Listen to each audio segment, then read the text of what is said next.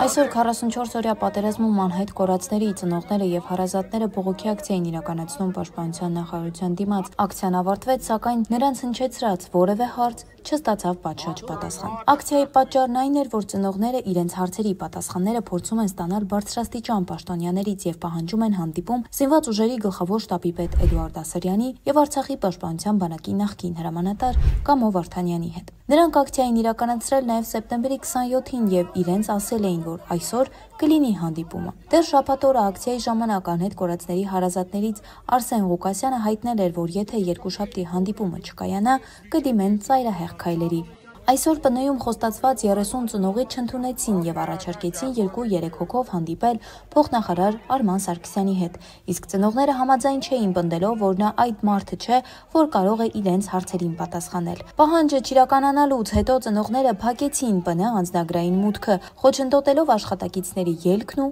մուտքը, որից հետո ծեծկրտուկ սկսվեց անհետ կորածների հարազատների եւ ռազմական ոստիկանության ներկայացուցիչների միջև։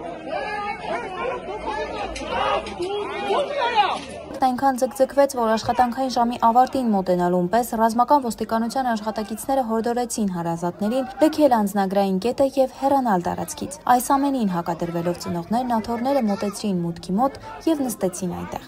6 ժամ տևած բողոքի ակցիայի ընթացքում անհետ կորածների ծնողներն ու հարազատներն այդպես էլ չստացան իրենց հարցերի պատասխանները, անգամ հանդիպումն անցավ ոտքի վրա արագ ու կարճ։ Ավելի ուշ անհետ կորածների հարազատների հետ հանդիպման դուրս եկավ զինված ուժերի գլխավոր շտաբի օպերատիվ գլխավոր վարչության պետ, զինված ուժերի գլխավոր շտաբի պետի տեղակալ գեներալ-մայոր Թեմուր Շահնազարյանը։ Ծնողները ներկայացրել էին բողոքը, տեղեկացրել, որ Շահնազարյանն այն մարդը չէ, ում պահանջում են տեսնել եւ հեռացել են ձեռնոնային։